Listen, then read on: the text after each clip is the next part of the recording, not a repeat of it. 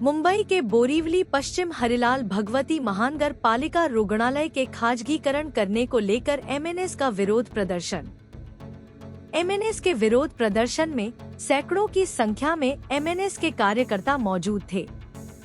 मनसे के कार्यकर्ताओं ने हाथ में भिक लागली प्रशासनला भगवती काढले विकायला के नारे लगा रहे थे।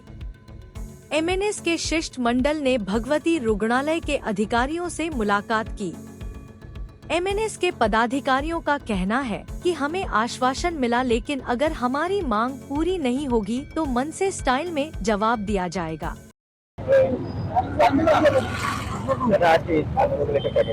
कसं आहे की भगवती प्रायव्हेटायझेशन चालू आहे, पीपीपी तत्वावर ते प्रायव्हेट करतात, पब्लिक प्रायव्हेट पार्टनरशिप। मला वाटतं ही पब्लिक प्रायव्हेट पार्टनरशिप नसून ही पॉलिटिकल प्रायव्हेट पार्टनरशिप आहे। त्यांना एखाद्या धनाढ्याला मोठ्या हॉस्पिटल चालवणाऱ्या माणसाला हे हॉस्पिटलच्या घशात टाकायचंय। त्यांनी काय होणार आहे, सामान्य जनता पालघर पासून या भगवती हॉस्पिटल येते, पालघर ते गोरेगाव एवढं मोठं हॉस्पिटल मध्ये कुठेच नाहीये। या परिस्थितीमध्ये तुम्ही हे प्रायव्हेट केलं तर त्यांनी जायचं कुठे, म्हणजे कुठे हॉस्पिटल नाहीये। जवळ 500 बेडचं हॉस्पिटल बनतंय, महानगरपालिकेच्या पैशाने बनलंय आणि आता त्याला प्रायव्हेट करणार। 150 खाट, फक्त 150 खाटा ज्या आहेत त्या फक्त पब्लिकसाठी असणार, त्याच्यामध्ये पण अल्प दरात जे आपल्याला 10 रुपयाचा केस पेपर काढल्यावर फ्री हॉस्पिटल चालायचं ते आज प्रायव्हेट ह्याच्यामध्ये जाणार आणि 50% सवलत तुम्ही देणार आपल्याला। हे जर प्रायव्हेटायझेशन झालं तर इकडच्या स्थानिक लोकांना, म्हणजे ते फक्त मराठी असं नाहीये, मराठी, गुजराती, उत्तर भारतीय, मुस्लिम सर्व या हॉस्पिटल येतात आणि गरीब जनता याचा लाभ घेते, त्यांना पूर्ण त्रास होणार आहे। या प्रायव्हेटायझेशनला मनसेचा पूर्ण विरोध आहे। जर झालं तर आमची पूर्ण गेटवरती ताकद उभी राहील। कोणता डॉक्टर येतोय आणि कोणता प्रायव्हेट मालक येतोय ते आम्ही बघतो, त्याला सडेतोड उत्तर मिळणार। अधिनियम 1888 च्या कलमानुसार प्राथमिक आरोग्य सेवा रुग्णांना देणं हे महानगरपालिकेच्या प्रथम कर्तव्यामध्ये येतं। प्रथम कर्तव्याचा अर्थ असा की जो कर आम्ही लोकांकडून गोळा करू त्या कराच्या बदल्यामध्ये आम्ही लोकांना या सुविधा देऊ। त्याच्यामध्ये मग प्राथमिक शिक्षण आलं, रस्ते आले, वीज पुरवठा आला आणि प्राथमिक आरोग्य आलं। तुम्ही जर आमच्याकडनं तो कर गोळा करताय त्याच्या बदल्यात जर आम्हाला आरोग्य सेवा देणार नसाल तर मग आम्ही महानगरपालिकेचा कर कशासाठी द्यायचा हा मुद्दा आहे।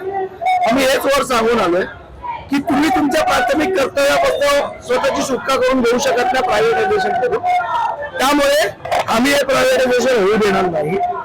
आम्ही प्रशासनाला विनंती केली की हा जो काय तुम्ही हे केलं तो गोष्ट रद्द करा आणि याच्या उपर जर जबरदस्तीने कुठल्या माणसाला तुम्ही हे हॉस्पिटल दान केलं तर त्या हॉस्पिटलचा कुठलाही स्टाफ या हॉस्पिटल पर्यंत पोहोचवणार नाही याची जबाबदारी महाराष्ट्र नवनिर्माण सेनेचे महाराष्ट्र सैनिक। 2-4 लोकांना जर आम्ही कानपडत मारली तर मग आम्हाला दोष देऊ नका। प्रोटेक्शन हॉस्पिटल पर्यंत असतं, घरी जाता येता नसतं, हे तर स्टाफने पण लक्षात ठेवायचं। पण एकंदर आपण पाहिलं तुम्ही आज मंचावरून बोललात की इकडे महापौर नाही, इकडे नगरसेवक नाही, कुठे त्यासाठी कुठे ना कुठे प्रशासक जो आहे त्यांना एक वेगळा महाजन असा कुठे उल्लेख केला। हो, आता मला सांगा ना, खरं तर ही जी पॉलिसी आहे ही पॉलिसी कुठे ठरली पाहिजे? ही पॉलिसी महानगरपालिकेमध्ये ठरवायचा अधिकार कोणाला आहे? सभागृहाला आहे। जर सभागृह अस्तित्वात नाही तर तुम्ही पॉलिसी ठरवू कशी शकता? बरं ठरवली तर मग विधानसभेची मंजुरी घेतलीत का? या सगळ्या गोष्टी आहेत, त्यामुळे कायदेशीररित्या तर हे चूकच आहे, पण मॉरली पण चूक आहे। प्रायव्हेटायझेशन जे झालंय ते ह्याच्या खूप अगोदर झालेलं, जे परमिशन काढले गेलेले।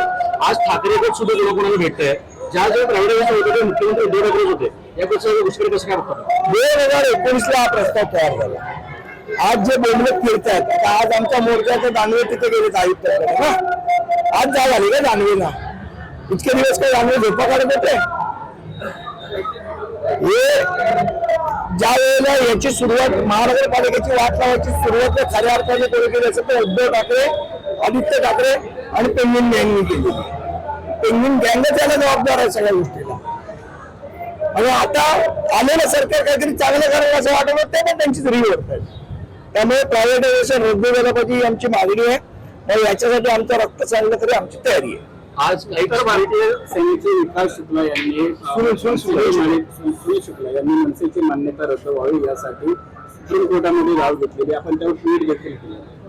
पण मुळात असं आहे आमच्या पक्षाची मान्यता राहावी की नाही राहावी एकदम बाह्य राहणार काय? आणि जर आमच्या पक्षाची मान्यता रद्द व्हावी याच्यासाठी जर भैया प्रयत्न करणार असतील तर मग भैयाला इथे राहू द्यायचं की नाही राहू द्यायचं मुंबईत आणि महाराष्ट्रात याचा आम्हालाही विचार करावा. पण हा वाद चिघळण्याचा प्रयत्न तरी करता असं मला वाटतं का? कारण पत्र आलं तुम्ही सगळ्यांनी मुळात तुम्ही याच्यावरचं षडयंत्र लक्षात घ्या. प्रादेशिक पक्षांना संपवण्याचं षडयंत्र हे भारतीय जनता पक्ष करते आणि हे त्यांचेच पिट्टू आहेत जे कोण आहेत ते आणि त्यांच्या माध्यमातून करायचा प्रयत्न करते. पण अशा गोष्टींना आम्ही घाबरत नाही आणि जर आम्हाला कोणी संपवण्याचा प्रयत्न केला तर त्याला इथे ठेवायचं की नाही याचा पण आम्ही विचार करू. सिद्धिविनायक परिसरातील मेट्रोच्या सिद्धिविनायक नाव हा अंग्रेजीमध्ये उल्लेख करण्यात आलेला आहे. नाही तो उपयोग तर मराठीत झाला पाहिजे. मेट्रो चालवायची तर बोल मराठीत पाहिजेच. चल